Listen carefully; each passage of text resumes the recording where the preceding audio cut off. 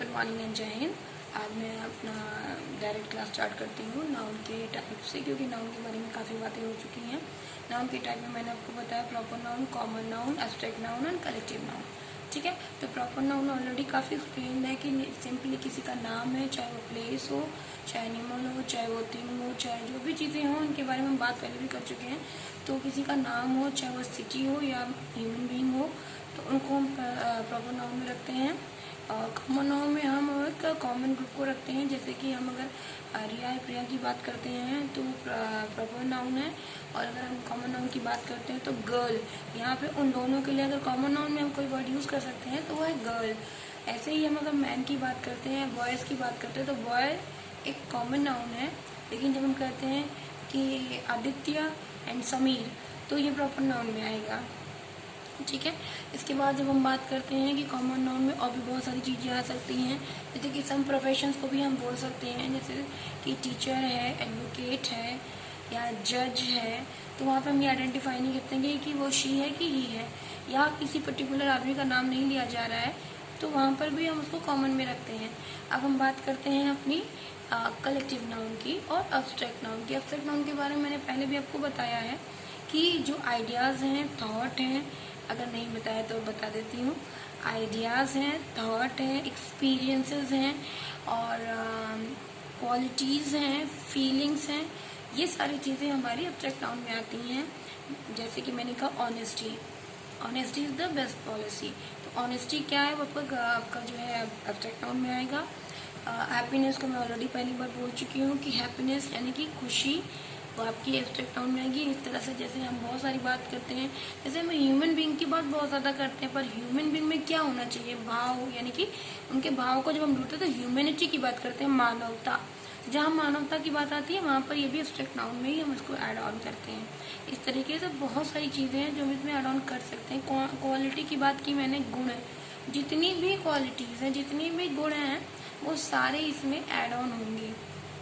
अब हम बात करते हैं अपनी कलेक्टिव नाउन की। कलेक्टिव नाउन जैसे कि मान लीजिए आपने ये सोचा किसी को फूल देने का, फ्लावर, एक फ्लावर है तो हम उसे फ्लावर बोलेंगे। फिर जब हम कहते हैं कि बुके ले जाना है किसी के लिए, हम कहते हैं बहुत सारे फ्लावर, कई सारे फ्लावर मिक्सअप कर दो, तो कहते हैं हम क्या, बंच ऑफ फ्लावर्स, मतलब बंच का जो हमने यूज़ किया, यानी कि बहुत सारा इकट्ठा, कई सारे फूलों के लिए हमने कि एक से ज़्यादा हैं तो वहाँ पर हमने यूज़ किया बंच।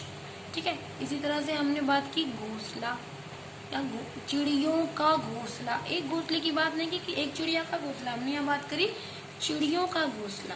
तो नेस्ट आपका आएगा कलेक्टिव नाउन में।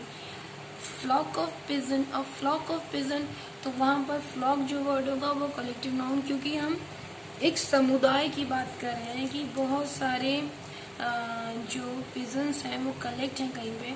या हम बात करते हैं जब कहते हैं कि हम हमारी जो आर्मी है, हमारे जो सोल्जर्स हैं, और क्यों कहते हैं हम आर्मी, जैसे हमने एंड की बात करी, हमें बहुत सारे एंड कहीं दिख रहे हैं तो हम वहाँ पे ये चीज़ बोलते हैं कि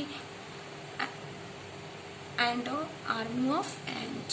आर्मी ऑफ एंड यानी कि चींटियों की सेना वर्ड जो है वो आर्मी के लिए, पर आर्मी का वर्ड हम as a collective noun use करते हैं। ऐसे बहुत सारे, जैसे कि हर्ड है, स्कूल है, स्वॉर्म है, फ्लाइट है, कॉर है, बहुत सारी चीज़ें हैं जिसको हम यूज़ करते हैं, और ये सारी चीज़ें आपकी कलेक्टिव नाउन में आती हैं। और ये चारों हेड्स के नाउन को कंबाइन करते हैं और क्लोज भी करते हैं। हिंदी में अगर हम बात करें तो हम कहते हैं संज्ञा। संज्ञा के मुख्यतः 3 भेद होते हैं, व्यक्तिवाचक, जातिवाचक और भाववाचक। भाव की बात जैसे मैंने की, मैं कंपेयर करूँगी इसको आपके एब्स्ट्रैक्ट नाउन से, क्योंकि जैसे हम भाव व्यक्त करते हैं वैसे ही उसमें भी हम फीलिंग्स को शो करते हैं। अब हम यहाँ पे बात करेंगे व्यक्तिवाचक, जिसका कंपैरिजन प्रॉपर नाउन से है। जैसे प्रॉपर नाउन जैसे वर्ड यूज़ होते हैं हिंदी में से व्यक्तिवाचक में होते हैं। जातिवाचक में हम विशेष जाति, विशेष प्रकार की, जैसे कि हमने भी कहा कि टीचर है, लॉयर है या स्टूडेंट है, विद्यार्थी जिसको हिंदी में बोलते हैं, तो ये जातिवाचक है, क्योंकि विद्यार्थी में हमें नहीं पता लड़का है कि लड़की है, बॉय और girl, we don't know. But जातिवाचक यानी कि छात्रों का एक, हम जो उनकी बात करें, छात्रों की हम बात कर रहे हैं, तो वहाँ पे विद्यार्थी वर्ड मैंने इसलिए यूज़ किया, तो वो जातिवाचक में आएगा। ठीक है, अब हम बात करते हैं व्यक्तिवाचक, जातिवाचक और भाववाचक। भाव में जैसे गुस्सा है, प्यार है, खुशी है, दर्द है, इन सब चीज़ों को जब हम व्यक्त करते हैं, वीर रस है तो वीरता की बात करते हैं, क्रोध की बात करते हैं, तो ये सारे भाव हम भाववाचक में व्यक्त करते हैं। ठीक है, तो इस तरीके से हम इन चीज़ों को आइडेंटिफाई करते हैं। जातिवाचक को हम दो भागों में डिवाइड करते हैं, जिसमें हम द्रव्यवाचक और समूहवाचक की बात करते हैं। द्रव्यवाचक को बता दूँ वो सारी चीज़ें, जैसे कि हमने इंग्लिश में कहा काउंटेबल एंड अनकाउंटेबल। काउंटेबल है जिनको हम गिन सकते हैं, अनकाउंटेबल जिन्हें गिन नहीं सकते। तो हमने राइस की बात करी, व्हीट की बात करी, या हमने अगर कहें कि फ्लोर की बात करी, is it countable, is it countable, no it's not countable. तो इसी तरह से द्रव्यवाचक है जो लिक्विड फॉर्म में होता है, या जिसको हम लीटर में, केजी में, इन सारी चीज़ों में मेंशन करते हैं, तो यहाँ पे इस तरह से जो कि द्रव्यवाचक में होते हैं। समूहवाचक एज इट इज जो समूह में रहते हैं। ठीक है, कॉमन नाउन जो है वो जातिवाचक है, और जो समूहवाचक है वो आपका कलेक्टिव नाउन है। यहाँ पे आपको डिफ्रेंशिएट करना पड़ेगा कि कलेक्टिव नाउन जो है वो समूहवाचक है, और जो आपका जातिवाचक है वो आपका कॉमन नाउन है। ठीक है, इसको इंग्लिश में और हिंदी में ऐसे आप इसको डिफ्रेंशिएट कीजिए, और इनको एक दो पैराग्राफ ऐसे बनाइए, या आप न्यूज़पेपर ले लीजिए इंग्लिश का, उसको हिंदी में ट्रांसलेट कीजिए, हिंदी का न्यूज़पेपर ले लीजिए, उसको इंग्लिश में ट्रांसलेट कीजिए, और फिर वहाँ पर आप नाउन्स को फाइंड आउट करिए कि क्या, जैसे कि बहुत सारे न्यूज़ निकलती हैं कि जैसे हम बात करें कि ये भी इनॉग्रेशन किया, शिलान्यास किया अयोध्या मंदिर का, तो वहाँ पर लिख कर आया पीएम मोदी ने जो है अयोध्या के मंदिर का शिलान्यास किया, तो श्री मोदी जी का नाम आया तो आप उसको अंडरलाइन कर सकते हैं प्रॉपर नाउन में। अयोध्या का नाम आया तो आप उसको अंडरलाइन कर सकते हैं प्रॉपर नाउन में। ठीक है, लेकिन अगर ये बात वहाँ पर अगर कुछ ऐसी चीज़ें लिखी जैसे कि अयोध्या से एक नदी बहती है, कौन सी नदी बहती है आपको नहीं पता, तो वो आपकी नदी जो आएगी फिर जातिवाचक में आएगी, यानी कि कॉमन नाउन में आएगी। तो इस तरीके से आप अगर एक न्यूज़पेपर को भी उठा लेते हैं तो बहुत जल्दी आप इम्प्रूव करेंगे, और आप देखेंगे कि आपको नाउन के बारे में जितने भी डाउट्स हैं वो सारे क्लियर हैं। और ये जब क्लियर हो जाएंगे तो आई थिंक ये मैं कहूँगी कि यहाँ पे मैं नाउन को और संज्ञा को भी थोड़ा सा विराम दूंगी, इसलिए क्योंकि ये आपकी समझ में आ गया होगा। बहुत आसान है कि हम जब दोनों भाषाओं की संज्ञा और नाउन को कंपेयर करेंगे, और कुछ थोड़ा सा हम मैन वर्क अपना वर्क करेंगे, थोड़ा सा न्यूज़पेपर में या किसी बुक के पैराग्राफ्स को ले लेंगे, हिंदी की किसी किताब को उठा लेंगे, किसी भी स्टोरी को पढ़ लेंगे। उस स्टोरी को पढ़ते वक्त हमें जितने भी नाउन मिलते जाएंगे उसे अंडरलाइन करेंगे।